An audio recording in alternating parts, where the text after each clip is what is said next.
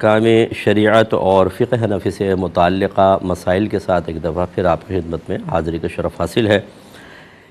کچھ اور کویسچن ہے۔ ایک کویسچن پوچھا تھا کہ جب پیچھے کوئی بھی مقتدی نہ ہو، اکیلا امام بیچارہ مسجد میں موجود ہے، تو وہ جہری نماز کو جہر سے پڑھے گا یا آہستہ، اور اگر وہ جہر کرتا ہے تو جائز ہے یا نہیں ہے۔ اور انہوں نے ایک ویڈیو بھی بھیجی، اب پتہ نہیں کہ اے آئی ٹول سے فیک بنائی تھی کہ نہیں، کیونکہ جب امامت اکیلا کر رہا ہے، ویڈیو بنانے والا کون تھا، تو یہ ڈرامہ بھی ہو سکتا ہے، لیکن مجھے ویڈیو بھی بھیجی ہے۔ بہرحال تو خلاصہ کلام یہ ہے کہ اگر کوئی بھی مقتدی نہ ہو، امام اکیلا پڑھ رہا ہے، تو اب وہ امام نہیں ہے، وہ اکیلا منفرد کے حکم میں ہی ہے، یقینی سی بات ہے۔ جب کوئی پیچھے ہوتا ہے تو جہر واجب ہوتا ہے۔ اکیلا آدمی نماز پڑھ رہا ہو تو جہری نماز کو چاہے وہ جہر سے پڑھے چاہے آہستہ، دونوں کا اختیار ہے۔ ہاں، چونکہ وہ امام ہے، اگر پیچھے فرض کر لیں کوئی مقتدی آ جاتا ہے تو پھر اس کو جہر سے ہی پڑھنا واجب ہوگا۔ اگر ایک آیت بھی سری طور پہ پڑھ لی جہری نماز کی تو سجدہ صاحب واجب ہوگا۔ اس لیے انسب یہ ہے کہ ہو سکتا ہے آنکھیں بند کر کے پڑھ رہے ہوں تو بلند آواز سے ہی پڑھ لیں، تاکہ چلو، اور اگر کوئی یقین ہے کہ کوئی مقتدی آتا ہی نہیں ہے مسجد میں، بعض گاؤں کی مسجدیں ایسی ہوتی ہیں، تو وہاں وہ بغیر جہر کے بھی پڑھ سکتا ہے، لیکن جہر سے پڑھنے میں تو کوئی مسئلہ نہیں ہے، اور بہتر یہی ہے کہ کسی کے آنے کے امکانات ہوں تو جہر کے ساتھ پڑھیں۔ اور اسی لیے میں بار بار اپنے تمام میں بیانات مختلف جگہ کرتا ہوں تو میں گزارش کرتا ہوں کہ خدارہ نماز فرض ہے اور جماعت فقہ حنفی کی روشنی میں واجب ہے، اور ہم فرض اور واجب کے اندر حاضر نہیں ہوتے اس کی تکمیل ادائیگی کے لیے۔ باقی ہم نے اپنے مستحبات میں بہت زیادہ دیدہ دلیری کے ساتھ شامل ہوتے ہیں، نعت خوانیوں میں ساری رات بیٹھتے ہیں، گھر میں کوئی آیت کریمہ کا ختم ہو جائے، تیجے 40ویں، اس میں 2 3 4 گھنٹے ہم لگا دیتے ہیں، جس کو میں ناجائز نہیں کہہ رہا ہوں۔ اگر شریعت کے دائرے میں رہ کر صحیح نیت کے ساتھ اور تعلیمات علماء کی روشنی میں ادا کیا جائے تو کوئی حرج بھی نہیں ہے، لیکن جو چیز فرض اور واجب ہے اس میں اتنی کوتاہی، کاش ہماری مسجدیں بھری ہوں، اور خصوصاً فجر کی نماز کے اندر تل دھرنے کی جگہ نہ ہو۔ لیکن ہم نے دیکھا ہے فجر میں امام کے ساتھ 4 5 6 نمازی ہوتے ہیں، اور خصوصاً اب سردیوں میں ایسا رویہ بالکل غلط ہے، میدان محشر میں سخت گرفت کا باعث ہوگا۔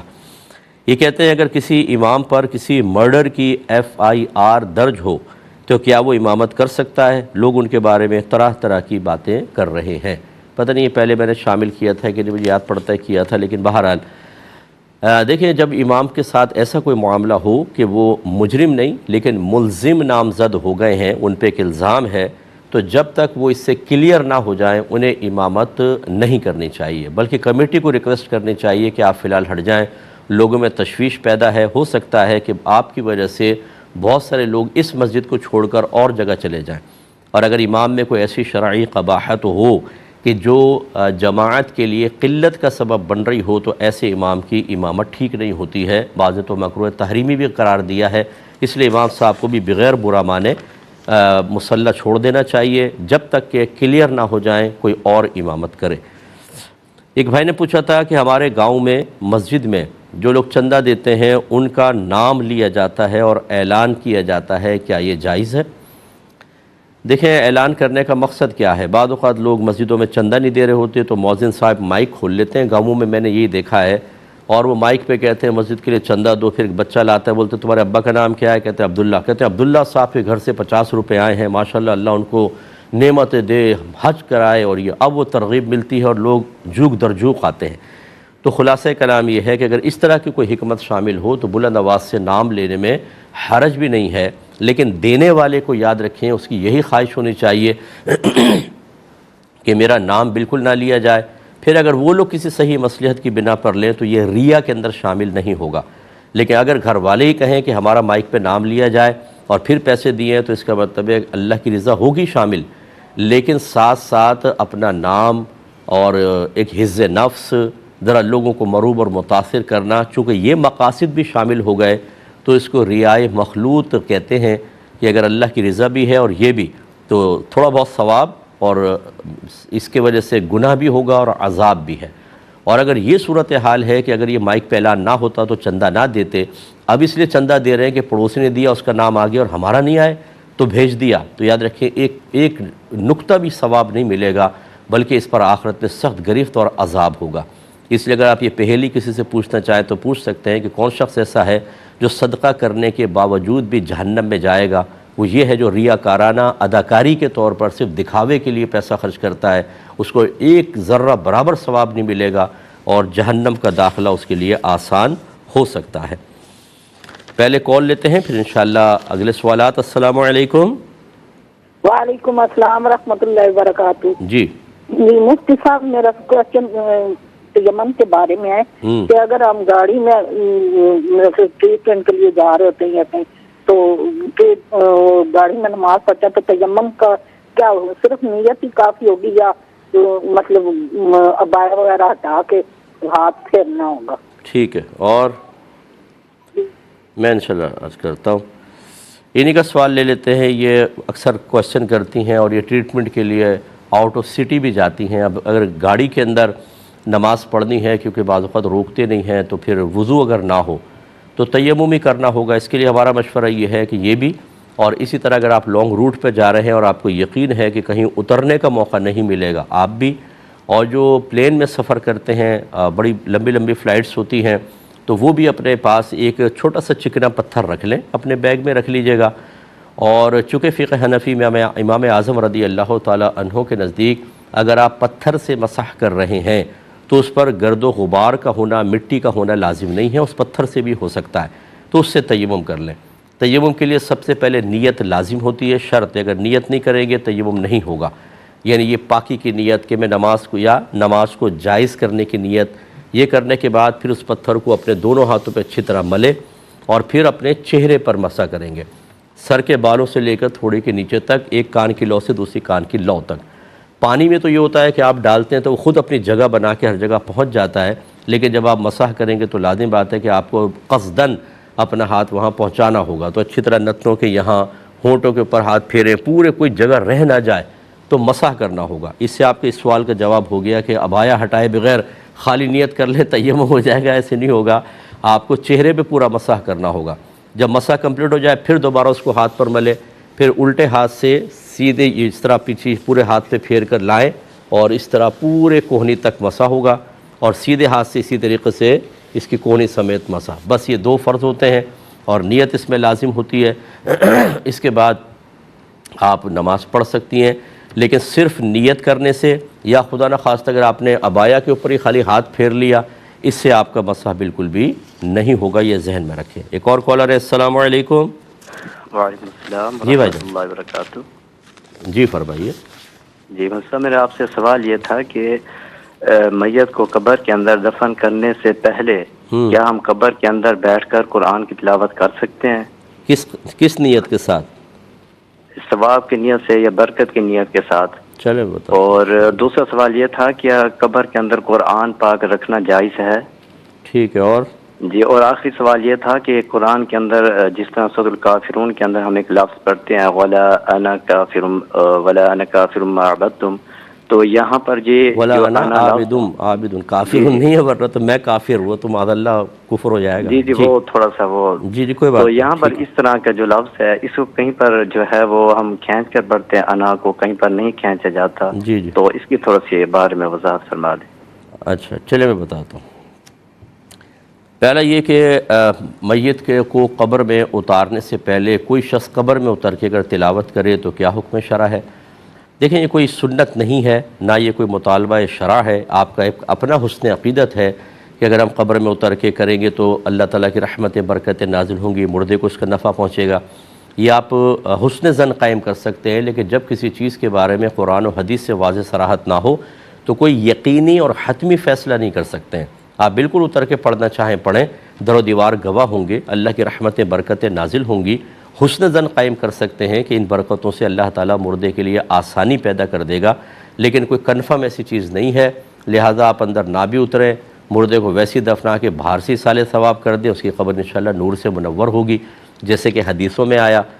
نئی چیز کوئی بھی اپنے پاس سے اگر آپ ایجاد کرتے ہیں تو اس کے ثواب اپنی طرف سے کوئی متعین نہ کریں، اور وہ خلاف شرع نہیں ہونی چاہیے، علماء سے اجازت لے کے کر لیں، جیسے قبر میں قرآن پڑھنا منع نہیں ہے لیکن سنت وغیرہ سے ثابت بھی نہیں ہے۔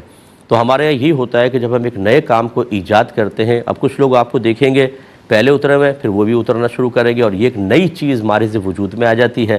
پھر پہلے والے کی نیت کا کسی کو نہیں پتہ ہوتا کہ کیوں اترا ہے، اب وہ نئی نئی نیتیں بنا لیتے ہیں۔ ابھی کئی سوال اس طرح کے آنے والے ہیں جو میں آپ کو بتاؤں گا کہ لوگ سن کر خود ہی کر کے اور لوگوں میں پھر عام بھی کرنا شروع کر دیتے ہیں، اور اسی سے سنت کے بجائے بدعت کو رواج ملتا ہے، وہ عام ہو جاتی ہے اور شروع کرنے والا گناہ گار ہوتا ہے۔ تو اس لیے خدا نخواستہ آپ گناہ گار تو نہیں ہوں گے، لیکن ایسا کوئی بھی نیا کام کرنے سے پہلے ذرا علماء سے رجوع کریں اور پھر اس کو عمل میں لائیں۔ تو کر سکتے ہیں، لیکن میرا مشورہ یہ ہے کہ ایسی جب لوگ نہ ہوں آپ پہلے جا کے کر لیں، چلا جائے گا۔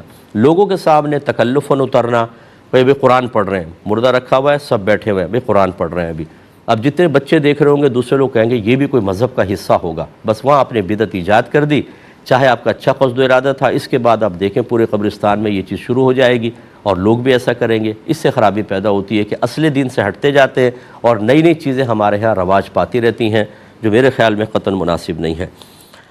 ایک انہوں نے کہا کہ کیا قبر میں قرآن رکھنا جائز ہے؟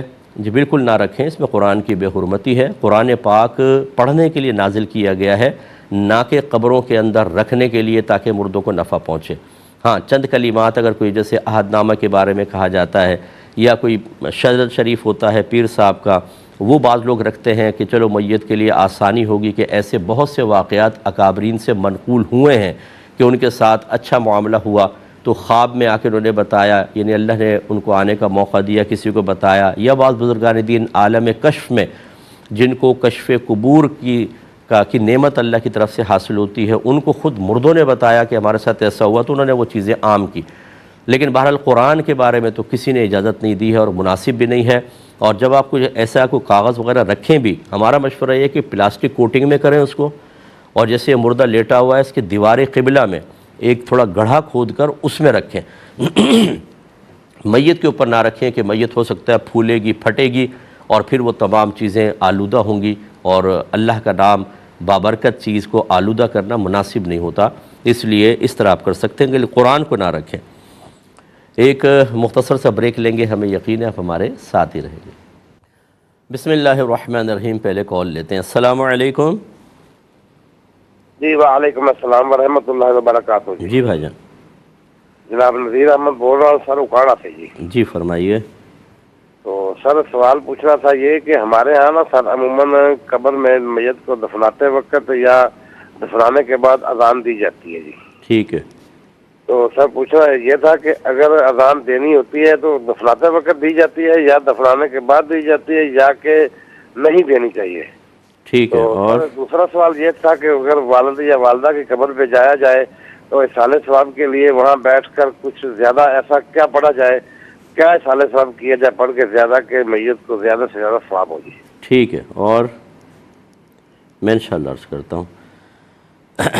یہ لے لیتے ہیں۔ اچھا بھائی نے فرمایا تھا کہ ولا انا عابد ما عبدتم، یہ انا میں اگرچہ الف مد ہے، الف مدہ جس کو کہتے ہیں کہ الف سے پہلے اگر زبر ہوتا ہے تو اس کو 2 الف کی مقدار کھینچتے ہیں، انا جیسے تھوڑا سا بڑا، با بو بی جیسے آپ نے سبق پڑھتے ہیں، تو یہ کہتے ہیں کہ لیکن یہاں پر الف کو نہیں کھینچا جاتا، ولا انا عابدم، انا کیوں ہے، یہ لمبا کیوں نہیں کھینچتے، اور کیسے پتہ چلے گا؟ دیکھیں جس قراءت کو آج کل ہمارے یہاں فالو کرتے ہیں اس میں اس الف کو سائلنٹ پڑھا جاتا ہے، گویا کہ لمبا نہیں کھینچا جاتا، انا، نون زبر نا پہ ہی بات ختم ہو جاتی ہے، اور اس کی علامت عموماً یہ ہوتی ہے کہ الف کے اوپر ایک چھوٹا سا گول دائرہ بنا ہوتا ہے جس سے آپ سمجھ جائے گا کہ اس الف کو نہیں پڑھنا ہے، لمبا نہیں کرنا۔ تو یہ قراءت کا مسئلہ ہے، ہو سکتا ہے کوئی دوسری قراءت کو فالو کرے کیونکہ قرآن 7 قراءتوں پر نازل ہوا اور وہ انا لمبا کر کے پڑھے تو اس میں کوئی حرج بھی نہیں ہوگا، لیکن جو مشہور قراءت ہے جس کے تحت ہم پڑھ رہے ہیں اس میں اس الف کو سائلنٹ کر دیا جاتا ہے اور اسی طرح پڑھنا چاہیے۔ اور باقی کسی مقام پر اگر کوئی لفظ میں کسی پہ الف کے اوپر آپ کو گول دائرہ سے نظر آئے تو سمجھ جائیے کہ وہ اسی قبیل سے ہے اور اسی طریقے سے اس کو پڑھنا ہے۔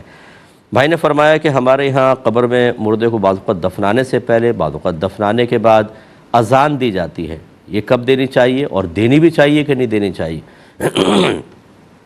دیکھیں قبر پہ اذان باقاعدہ کوئی ثابت تو نہیں ہے نبی کریم صلی اللہ علیہ وسلم سے، لیکن جیسے بچے کے کان میں اذان دیتے ہیں یہ شریعت سے ثابت ہے، اور کیوں دیتے ہیں؟ برکت کے لیے، ایک دفعہ حضرت علی رضی اللہ تعالیٰ عنہ غمگین تھے تو سرکار نے فرمایا کہ ان کے کان میں اذان دے، یہ اذان غم کو دور کرنے والی ہے۔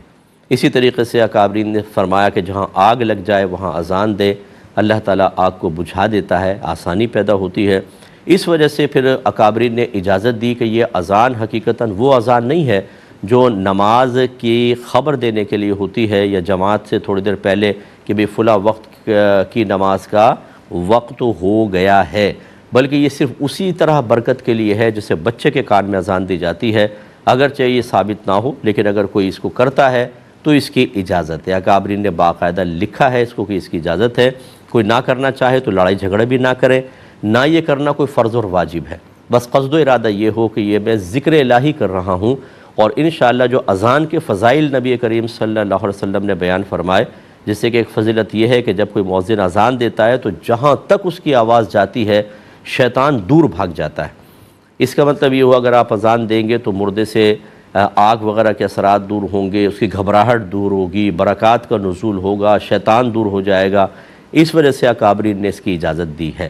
وہ چاہے آپ مردے کو دفن کرنے سے پہلے، بہتر تو ہے کہ دفن کرنے کے بعد پھر کھڑے ہو کر اذان دے لیں، تاکہ اب کیونکہ وہ منکر نکیر آنے والے ہیں، اب اس کے لیے آگے اگر اچھے اعمال ہیں تو اچھا معاملہ، لیکن خدا نخواستہ برے اعمال ہیں تو ہو سکتا ہے کچھ عذابات قبر اس کی طرف متوجہ ہو جائیں، اور آپ کی دی گئی یہ اذان جو اس وقت اصلاً ذکر الہی کی حیثیت رکھتی ہے اس کے لیے باعث تخفیف بن جائے، تو اس لیے دفنانے کے بعد آپ پڑھ لیں۔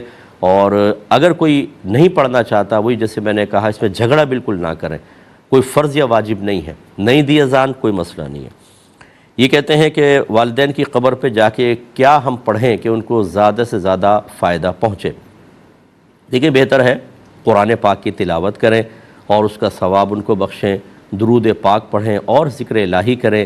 اسی طریقے سے قریب جو ہے قبر کے اوپر نہیں، قریب کچھ پودے لگا دیں، لیکن ایسے نہیں کہ دوسروں کی جگہ کور کر لیں آپ یا چلنے میں لوگوں کو دقت ہو، تاکہ جب تک وہ پتیاں ذکر الہی کریں گی انشاءاللہ مردے کو انس حاصل ہوتا ہے اور عذابات میں تخفیف کے امکانات ہیں۔ جیسے وہ مشہور حدیث میں ہے کہ سرکار نے 2 قبروں پہ تر شاخ لگائی اور فرمایا مجھے یقین ہے کہ جب تک یہ شاخیں تر رہیں گی ان کے عذاب میں تخفیف رہے گی۔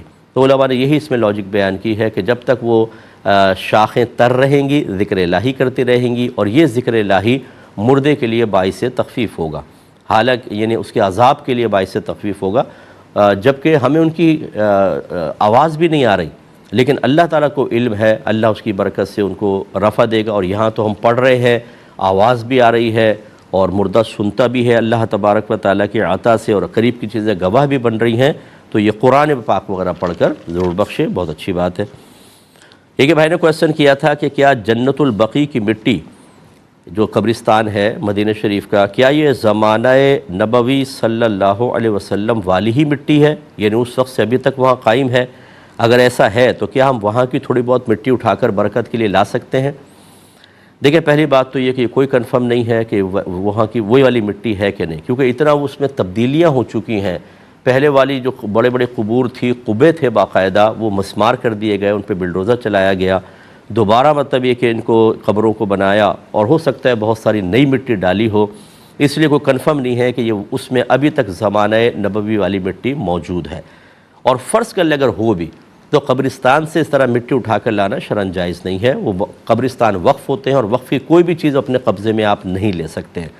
اور تیسری چیز یقیناً اگر شرطے نے آپ کو دیکھ لیا تو وہ آپ کو روکے گا، ڈانٹے گا، ڈپٹے گا، کوئی برا بھلا کہے گا، تو ایک صرف اس شوق میں کہ مٹی اٹھا کر لے آئیں، آپ اپنے آپ کو ذلت پر بھی پیش کریں گے۔ جو قبور میں تقریباً 10,000 کے قریب صحابہ کرام مدفون ہیں، جو بھی قریبی صحابی کا مزار ہوگا اس کے چیخنے چلانے سے ان کو پریشانی ہوتی ہے، اذیت ہوتی ہے، ایسی چیزیں نہ کریں، جائیں آپ ایصال ثواب کریں، اللہ کی بارگاہ میں دعا کریں اور ادب سے واپس آ جائیں۔ یہ کہتے ہیں کسی شوہر نے بیوی سے کہا جا دوسرا شوہر کر لے، غصے میں کہا تھا طلاق ہو گئی یا نہیں؟ دیکھیں اس میں شوہر کی نیت معلوم کر لیں کہ کیا تم نے طلاق کی نیت سے کہا تھا۔ اگر وہ کہتا ہے کہ ہاں میں نے طلاق کی نیت سے کہا تھا، طلاق ہو جائے گی، یا وہ کہے کہ نہیں میں کچھ نہیں جانتا اور بیوی الزام لگا رہی ہے کہ طلاق، تو شوہر کو کہا جائے گا قسم کھا کر انکار کر دیں کہ میرا ارادہ طلاق کا نہیں تھا۔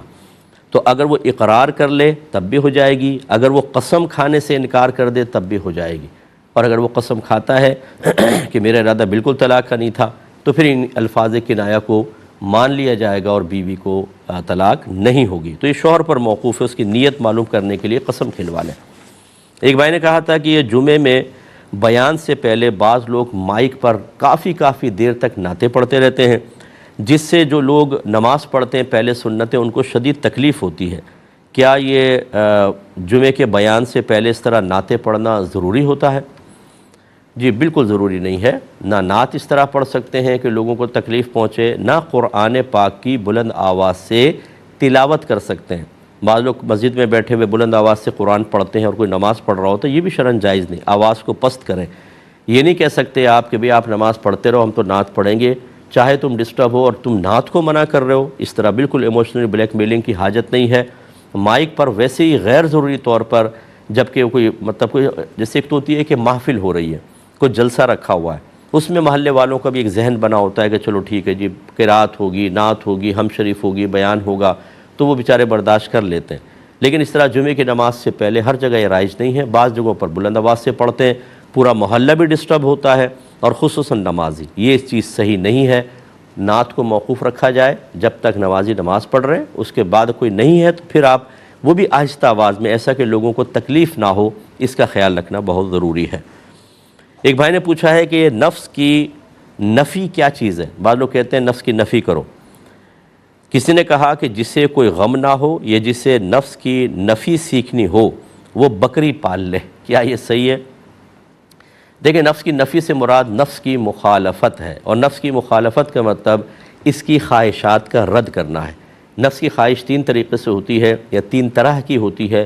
ایک تو نیک خواہش، وہ آپ کو نیکی کا کام بولے گا، تو آدمی کہتا ہے نفس کیسے نیکی کا حکم دے رہا ہے؟ اس میں اس کی چال ہوتی ہے کہ وہ کسی بڑے نیک عمل کے مقابلے میں چھوٹے نیک عمل پر آپ کو لا رہا ہوتا ہے۔ جیسے آپ چاہیں کہ تازہ وضو کر کے 2 رکعت نماز پڑھوں تو آپ کو اندر سے مشورہ ملے گا چھوڑو درود پاک پڑھ لیتے ہیں، کتنا باعث فضیلت ہے اور اس میں مشقت بھی نہیں، وضو بھی ضروری نہیں۔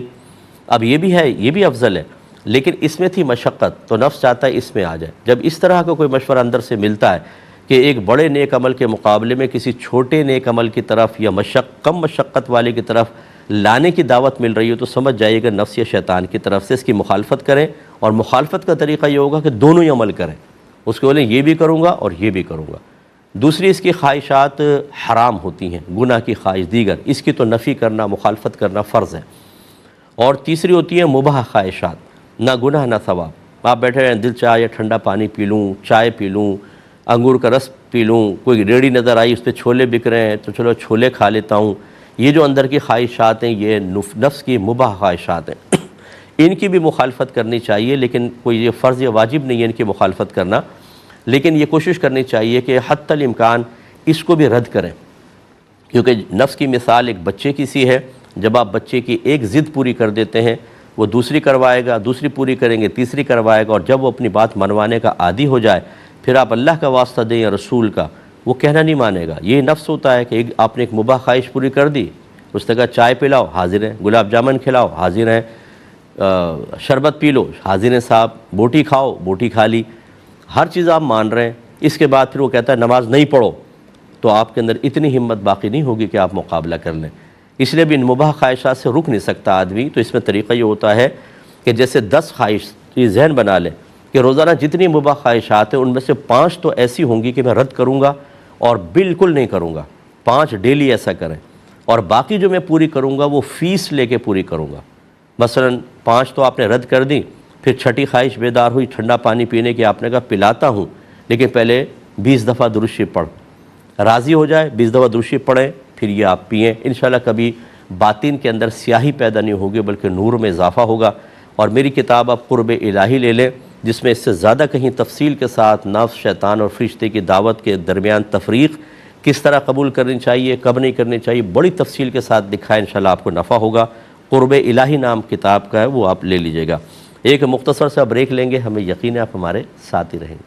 بسم اللہ الرحمن الرحیم۔ کسی نے پوچھا تھا کہ جنازے کو پھول مالائیں ڈالنا کیسا ہے، یعنی جنازے کے اوپر، اور آیت لکھی ہوئی چادر سے اس کو ڈھانکنا کیسا ہے۔ دیکھیں اگر تو وہ پھول مالائیں اس انداز سے ڈال رہے ہیں کہ غیر مسلمین کے ساتھ مشابہت ہو رہی ہو، جیسے کہ یہ پڑوسی ملک کا کویسچن ہے کہ جیسے کوئی غیر مسلم ڈالتا ہے، اس طریقے سے آپ ڈالیں کہ لوگ دیکھنے والے یہ سمجھے کہ شاید مرنے والا کافر مرا ہے، اس کے اوپر ایسا ڈال رہے ہیں۔ اگرچہ ذکر الہی سے فرق تو ہو جاتا ہے، لیکن بہرحال اس طرح کی کوئی مشابہت اختیار کرنا منع ہے، اور اگر ایسی مشابہت نہیں ہے تو پھر آپ پھول وغیرہ ڈال سکتے ہیں۔ جیسے کہ ابھی عرض کیا تھا کہ نبی کریم صلی اللہ علیہ وسلم نے قبر کے اوپر، ان دونوں قبور پر ایک کھجور کی تر شاخ گاڑ دی تھی، اور فرمایا کہ مجھے یقین ہے کہ جب تک یہ تر رہیں گی ان کے عذاب میں تخفیف رہے گی۔ اس کا مطلب ہے کہ وہ علماء نے فرمایا کہ وہ ذکر الہی کر رہی تھیں، ذکر الہی باعث نزول رحمت ہوا، اور وہ نزول رحمت تخفیف عذاب کا سبب بن گیا۔ اس کا مطلب ہے اگر ہم مردے کے ساتھ پر جنازے پہ بھی جیسے پھول پتیاں ڈال دیں، وہ ذکر کریں گی، مردے کو انست حاصل ہوگی، اور یہ عمل باعث نزول رحمت ہو سکتا ہے، اگرچہ کوئی سنت سے ثابت نہیں ہے، لیکن آپ کریں گے تو منع بھی نہیں ہوگا۔ دوسرا یہ کہ جو آیت والی چادر ہے اس کو ڈالنے میں بڑی احتیاط کریں، ہو سکتا ہے کہ کوئی بے وضو آدمی اس پہ ہاتھ لگا دے تو گناہ گار ہوگا، خصوصاً جب قبرستان لے کے جاتے ہیں تو وہ چادر یوں سمیٹ کر پکڑا دی جاتی ہے، اور لینے والے اس کو کہیں پہ بھی ڈال دیتے ہیں، اور یہ ٹھیک نہیں ہوتا۔ واپس لے آتے ہیں لیکن اس ٹائم رکھ دیتے ہیں سائیڈ میں، اس پہ اللہ کا آیت الکرسی لکھی ہوئی ہوتی ہے، کوئی آیت لکھی ہوتی ہے، لوگ اس پہ چڑھ سکتے ہیں، بے وضو ہاتھ لگاتے ہیں۔ اس لیے اس طرح کی چادر ڈالنے سے مردے کے لیے کوئی راحت کا سامان نہیں ہوگا، یہ ذہن میں رکھیں۔ ڈالنا چاہیں تو آپ کی مرضی ہے، سادہ کوئی چادر ڈال دیں یہ بھی صحیح ہے، لیکن اگر آیت والی بھی ڈالے تو بہرحال پھر اس کی حرمت کا لحاظ رکھیں۔ پچھلے کویسچن میں ایک بات رہ گئی تھی، انہوں نے کہا تھا کہ کسی نے کہا ہے کہ جسے کوئی غم نہ ہو یا وہ نفس کی نفی سیکھنی ہو تو وہ بکریاں پال لے۔ پہلے یہ بالکل غلط قول ہے۔ پہلی بات تو یہ ہے کہ جسے کوئی غم نہ ہو بکریاں پال لے، تو کیا غم حاصل ہونا، پریشانی حاصل ہونا یہ کوئی اتنی مثبت چیز ہے، اتنی اہم چیز ہے، اتنا باعث بلندی درجات ہے کہ بکریاں پال کے اپنے آپ کو غم میں ڈالو کیونکہ پہلے غم نہیں تھا؟ بالکل احمقانہ سا مشورہ ہے۔ یہ ہو سکتا ہے کسی بزرگ سے ایسی چیز منقول ہو تو پھر سیاق و سباق دیکھیے گا، وہاں اس کا کوئی صحیح محل ہوگا۔ مطلقاً لوگوں کو مشورہ دے دینا بالکل ٹھیک نہیں ہے۔ نبی کریم صلی اللہ علیہ وسلم نے فرمایا کہ اللہ تبارک و تعالیٰ سے آزمائش کا سوال نہ کرو بلکہ عافیت کا سوال کرو، کہ اللہ ہمیں غموں سے پاک رکھ، آزاد رکھ، پریشانیوں سے دور رکھ، نہ یہ کہ ہم پریشانیاں پالیں جان بوجھ کر۔ دوسرا یہ کہ نفس کی نفی بکریاں پالنے سے نہیں ہوتی۔ اگر ایسا ہوتا تو جو بکریاں چرا رہے ہیں سارے کے سارے ولی بن چکے ہوتے، یا کم از کم بہت متقی پرہیزگار ہوتے۔ بعض بکریاں چرانے والے تو نماز تک نہیں پڑھتے، نفس کی مخالفت کیا ہوگی؟ یہ کیسے وہ صرف بکریاں چرا کے نفس مغلوب ہو جائے گا؟ اور خاص طور پہ جو پیشہ ور ہوتے ہیں کہ بکریاں چرانے کے پیسے لے رہے ہیں، ان کی نفس کی نفی کا کیا تعلق؟ وہ تو پیسے کے لیے سارا کام کر رہے ہیں، اس لیے اس قول کو بیان نہ کیا جائے۔ ایک بھائی نے فرمایا کہ جس عورت کے بچہ پیدا ہو، یعنی جس گھر میں، تو کیا اس روم میں نماز اور قرآن پاک کی تلاوت کر سکتے ہیں؟ اور کیا اس عورت کے بستر پر کوئی مجبور ہو کر مجبوری کی صورت میں بیٹھ سکتا ہے یا نہیں؟ جی بالکل کر سکتے ہیں۔ وہ بہن اگر بچہ پیدا ہوا ہے جو بلیڈنگ ہوتی ہے، جس کی زیادہ سے زیادہ مدت 40 ڈیز ہوتی ہے، 40 دن، یہ نفاس کہلاتا ہے، اس میں یقیناً عورت ناپاک ہے۔ لیکن ہمارا مذہب اسلام یہ نہیں کہتا کہ جس گھر کے اندر، جس کمرے کے اندر کوئی حائضہ خاتون ہو یا نفاساء میں سے کوئی ہو، اس کمرے میں داخل ہونا یہ آپ کے لیے مصیبت بن جائے گا، یا آپ وہاں قرآن پاک نہیں پڑھ سکتے کیونکہ وہ ناپاک عورت ہے۔ سیدہ عائشہ صدیقہ رضی اللہ تعالی عنہا، بخاری کی روایت خود فرماتی ہیں کہ سرکار صلی اللہ علیہ وسلم میری گود میں سر رکھتے تھے اور قرآن پڑھتے تھے، اور میں اس وقت حائضہ ہوتی تھی۔ اب دیکھیں نبی کریم نے تو نفی فرما دی اس چیز کی، کہ اس طرح کے ذہن میں لانا یہ بالکل ٹھیک نہیں ہے۔ آپ اس میں بالکل قرآن پاک کی تلاوت کر سکتے ہیں، ذکر الہی کر سکتے ہیں، اور ایسے اس کا بستر کوئی ناپاک تو نہیں ہو گیا۔ حالت جنابت ہو یا حالت حیض و نفاس، یہ نجاسات حکمیہ کہلاتی ہیں۔ نجاست حکمی ہوتی ہی وہ ہے جو نہ نظر آتی ہے، نہ اس کو چھو سکتے ہیں، نہ وہ ایک شخص سے دوسرے شخص کی طرف منتقل ہوتی ہے۔ یاد رکھیں بستر عورت کا پاک ہے، اس پہ بالکل آپ بیٹھ سکتے ہیں، مجبوراً کیا بغیر مجبوری کے بھی بیٹھ سکتے ہیں۔ تو خدا را اپنے گھروں سے ان خرافات کو باہر نکالے۔ اور اس پہ پھر میں ایک مشورہ دوں گا، میری کتاب طہارت کے مسائل و احکام، ہر گھر کی بہت سخت ضرورت ہے، یہ آپ لیں۔ جو ہماری یہ خواتین نے گھروں میں یہ اس طرح کے مسائل پیدا کیے ہوئے ہیں نا، اس کا حل آپ کو پتہ چلے گا اور صحیح شریعت سیکھنے کا موقع ملے گا۔ یہ بھائی کہتے ہیں کہ ہم نے بچی کا نام مریم فاطمہ رکھا ہے، تو کیا اس طرح 2 نام ملا کر بچی کے لیے رکھ سکتے ہیں؟ جی بالکل رکھ سکتے ہیں، کوئی منع نہیں ہے۔ مریم نام کا اپنی برکت ہے، فاطمہ نام کی اپنی برکت ہے، دونوں کو ملا لے تو کوئی حرج نہیں ہے، کر سکتے ہیں۔ یہ کہتے ہیں کہ میری بہن کے سسر سے جھگڑا ہو گیا، اب نتیجہ یہ نکلا کہ وہ جب بھی کوئی تقریب کرتے ہیں، خوشی کرتے ہیں، تو ہم دونوں کو نہیں بلاتے اپنے گھر میں۔ بالکل، تو وہ کہتے ہیں کہ جبکہ ہمارے ماں باپ وہاں پہ چلے جاتے ہیں اور وہاں جا کر ذرہ برابر یہ نہیں کہتے کہ ہمارے بیٹے کو بھی انویٹیشن دینی چاہیے تھی، اس کو انوائٹ کرتے، آپ کچھ نہیں کہتے۔ لیکن پھر جب ہم کوئی خوشی کرنے لگتے ہیں تو ماں باپ ہمیں فورس کرتے ہیں کہ بہن کے سسر کو بھی بلاؤ، ان کے گھر والوں کو بلاؤ، اور نہیں کرے تو ناراض ہوتے ہیں۔ کیا حکم شرع ہے؟ دیکھیں، پہلی بات تو یہ ہے کہ اگر کوئی آپ کو نہیں بلاتا آپ بلائیں۔ نبی کریم صلی اللہ علیہ وسلم کا یہی فرمان علی شان ہے کہ جو تم سے توڑے تم اس سے جوڑو۔ یہ کتنی پیاری تعلیم ہے۔ اگر وہ اوائڈ کرتے ہیں، آپ کو نہیں بلاتے کسی وجہ سے، تو آپ بلائیں ان کو، کوئی مسئلہ نہیں ہے۔ دوسرے ماں باپ بیچارے مجبور ہوتے ہیں، وہ بچی کے سسرال کا معاملہ ہے، وہ اس لیے کہ اگر آپ کے گھر میں کوئی تقریب ہو اور آپ بہن کو نہ بلائیں، ان کے سسر وغیرہ کو نہ بلائیں، تو بہن کو وہ ٹونٹنگ کریں گے، ٹارچر کریں گے، اس وجہ سے ماں باپ مجبور ہوتے ہیں۔ ماں باپ کی مجبوری کو سمجھیں، اور جب ماں باپ وہاں پر جاتے ہیں تو یہی مجبوری آڑے آ جاتی ہے کہ وہ ان کو یہ نہیں کہتے کہ ہمارے بیٹے کو کیوں نہیں بلایا، بلائیں گے جھگڑا شروع ہو جائے گا، اور پھر یہ تو کر کے آ جائیں گے، ان کی بیٹی یعنی آپ کی بہن بچی کے لیے مسئلہ پیدا ہوگا۔ سچویشن کو سمجھیں۔ اچھی چیز یہ ہے کہ آپ جھگڑا ختم کیوں نہیں کرتے؟ اگر ان کی غلطی نہیں ہے تب بھی جا کے ایک دفعہ معافی مانگ لیں اور چلیں، پیچ اپ کر لیں۔ بہت اچھا ہے کہ سب پیار محبت سے رہیں، انا کا مسئلہ نہ بنائیں، اور اس طریقے سے پھر یہ معاملات بڑھتے رہتے ہیں۔ آپ کی کوئی بھی غلط حرکت آپ کی بہن کے سسرال میں اس کے لیے مسائل پیدا کر سکتی ہے۔ ساری سچویشن سمجھیں، اور اگر ماں باپ کہتے ہیں کہ بیٹا انوائٹ کرو اور آپ کا دل نہیں مان رہا، تو ماں باپ کی اطاعت بہرحال اس صورت میں واجب ہے، آپ کو ماننی ہوگی۔ انہوں نے پوچھا بتائیں کون غلط ہے کون صحیح، میں نے آپ کو بتا دیا۔ بعض چیزوں میں آپ بھی صحیح ہوں گے، لیکن صورتحال آپ کی مسئلے کی یہ ہے کہ آپ ماں باپ کو اگر غلط سمجھتے بھی ہیں کہ وہ انصاف نہیں کر رہے، تب بھی صورتحال ایسی ہے کہ ماں باپ کے قول کو فوقیت دیجیے، اسی میں بھلا ہے۔ چنانچہ ماں باپ کو ہم بالکل غلط یہاں پر نہیں کہہ سکتے ہیں۔ ایک کویسچن بچے نے کیا تھا کہ میں ایک اسکول میں جاب کرتا ہوں اور وہاں ویڈیو ایڈیٹنگ کا میرا کام ہے، ویڈیو ایڈٹ کرتا ہوں اور پھر مجھے سوشل میڈیا پر ڈالنی ہوتی ہے۔ اس کے لیے جو سافٹ ویئر میں یوز کرتا ہوں اس کی ماہانہ فیس 2000 روپے ہے، تو میں وہ استعمال کرتا ہوں۔ لیکن کہتے ہیں کبھی ایسا ہوتا ہے کمپنیز کی طرف سے جن کے سافٹ ویئر ہوتے ہیں وہ خود اپنی قیمتیں یا فیسز کم یا زیادہ کرتے رہتے ہیں۔ تو جب میں نے وہ سافٹ ویئر استعمال کرنا شروع کیا تھا، ان کی ماہانہ فیس 2000 تھی، اب وہ 1500 ہو گئی ہے، لیکن میں اسکول میں نہیں بتاتا، اسکول سے 2000 ہی لیتا ہوں۔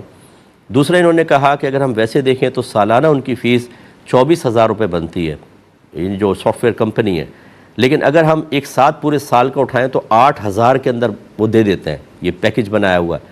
تو اگر میں یہ لے کر اور اسکول سے ہر مہینے کے 2000 کے حساب سے 24,000 لیتا ہوں تو 16,000 مجھے بچیں گے، 8,000 وہاں دوں، یہ 16,000 رکھنا کیسا ہے؟ جتنے بچے اس طرح کے کسی جاب پہ ہیں تو وہ ذرا اچھی طرح اس کے جواب سن لیں کہ یہ آپ کے لیے شرعاً جائز نہیں ہے، کیونکہ کمپنی نے آپ کے اوپر ایک اعتماد کیا ہے، وہ یعنی اسکول نے اعتماد کیا ہے، آپ وہ لوگ اس فیلڈ کے نہیں ہیں، آپ اس فیلڈ کے ہیں۔ انہوں نے آپ کو یہ اجازت دی ہے کہ جتنی بھی قیمت کا سافٹ ویئر ہو یعنی اس کی فیس ہو، آپ ہر مہینے سبسکرپشن اس کی لے سکتے ہیں، تو لہٰذا آپ کو دیانتداری سے بتانا چاہیے کہ 1500 ہو گئی ہے 2000 نے، جو 500 آپ زیادہ لے رہے ہیں غلط۔ اور اسی طرح اگر سالانہ فیس ہے اسکول کو آفر کریں کہ آپ سال کا لے لیں، 8,000 میں پڑے گا، بہت سستا پڑے گا، یہ اس طرح کر لیں۔ لیکن اگر آپ ایسا نہیں کرتے تو آپ امانت میں خیانت کے مرتکب کہلائیں گے اور گناہ گار بھی ہوں گے۔ اگر اس سے پہلے آپ نے ایسے کوئی پیسے وغیرہ لے لیے تھے، کسی بھی ہیلے بہانے سے اسکول کو واپس کر دیں، کوشش کریں، ورنہ آخرت میں آپ کے لیے وبال ہو سکتا ہے۔ ایک بھائی نے کویسچن کیا تھا کہ بچی کی سلامی ملی تھی، وہ گھر میں رکھی ہوئی تھی لیکن وہ چوری ہو گئی، تو کیا پیرنٹس کو اب بچی کو وہ سلامی کے پیسے دینے ہوں گے یا نہیں؟ دیکھیں، بچی کا مسئلہ ہو یا کسی آس پڑوس کا مسئلہ، آپ کے رشتہ دار کا، جو آپ کے پاس بطور امانت کوئی چیز رکھواتا ہے، اگر آپ نے اس کی ویسے ہی حفاظت کی تھی جیسے اپنے مال کی کرتے ہیں، اس کے باوجود وہ چوری ہو گیا تو امین پر تاوان نہیں ہوتا، بالکل آپ پہ کوئی تاوان نہیں۔ چنانچہ اگر کوئی آپ کو کہتا ہے آپ کی امانت، بھئی آپ کی امانت چوری ہو گئی، میں نے تو بڑی حفاظت سے رکھی تھی، تو آپ یہ مطالبہ نہیں کر سکتے کہ مجھے اس کی قیمت دو۔ ہاں یہ ضرور ہو سکتا ہے کہ اطمینان قلب کے لیے آپ اس سے قسم کھلوا لیں کہ آپ قسم کھا لیں کہ یہ چوری ہوئی ہے، آپ نے کوئی چیٹنگ نہیں کی، وہ قسم کھا لے گا تو ٹھیک ہے، بالکل بری ذمہ۔ ہاں قسم کھانے سے انکار کرے گا تو گڑبڑ ہے۔ اچھا یہ تو ہے کہ جب آپ نے کوئی کوتاہی نہیں کی، اور اگر ایک کوتاہی کی، مثلا ایسے جا کے ٹیبل پہ رکھ دی کوئی چیز، ماسی واسی اٹھا کے لے گئی، یا شادی بیاہ کا گھر ہوتا ہے کوئی بھی اٹھا کے لے گیا، پتہ نہیں چل رہا، اس میں امین کی خطا ظاہر ہو گئی کہ اس نے خود کوتاہی کی ہے، اب اس پر تاوان لازم ہے، جتنی چیز گئی ہے اتنا اس کو پیسہ واپس کرنا ہوگا۔ تو خلاصہ کلام یہ کہ آپ دیکھ لیں کہ بچی کی سلامی کو اگر حفاظت سے رکھا تھا کوئی تاوان نہیں، اور اگر ویسی غفلت تھی، بے پرواہی میں ڈال دیا تھا، تو بالکل آپ کو بچی کو وہ سلامی دینی ہوگی۔ یہ کہتے ہیں کہ بعض اوقات ہم دکان سے گوشت لیتے ہیں، بکرے کا یا مرغی کا، شاپر میں ڈال کے لاتے ہیں، اس پر گوشت لگا ہوتا ہے، خون لگا ہوتا ہے، تو کیا وہ خون پاک ہے کہ ناپاک؟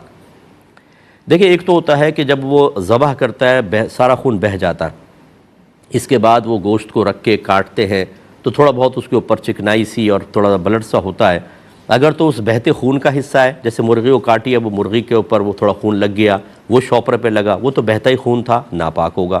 لیکن اگر ایسا نہیں ہے، اس سے بالکل کھال وغیرہ اتار کے صاف کر دی، اس خون کا اثر یہاں تک نہیں ہے، اب وہ مرغی کاٹ کر ڈالتا ہے، اس سے کوئی چکنائی وغیرہ یا کوئی اندر سے جو ہڈیوں میں بلڈ وغیرہ محسوس ہوتا ہے وہ لگا ہوا ہے، وہ بالکل پاک ہے۔ کہ جب آپ ذبح شرعی کر لیتے ہیں تو جو دم مسفوح ہے، بہنے والا خون، وہ ناپاک ہوتا ہے، اور جو گوشت وغیرہ کی ہڈیوں کے ساتھ اندر رہ جاتا ہے وہ بالکل پاک ہوتا ہے، اس میں کوئی مسئلہ نہیں ہے۔ اب چونکہ ہمارے پروگرام کے وقت ختم ہو رہا ہے، انشاءاللہ عز و جل زندگی رہی تو کل دوبارہ 8 سے 9 آپ سے ملاقات کا شرف حاصل ہوگا۔ اس وقت تک کے لیے اپنے میزبان کو اجازت مرحمت فرمائیں، آپ ہمارے لیے دعا کیجئے۔ میں آپ کے لیے دعا گو ہوں کہ اللہ تعالیٰ آپ کو بھی اور آپ کے بچوں کو بھی عالم مفتی بن کر پوری دنیا میں فیض نبوی عام کرنے کی توفیق عطا فرمائے۔ آمین۔ وآخر دعوانا ان الحمدللہ رب العالمین۔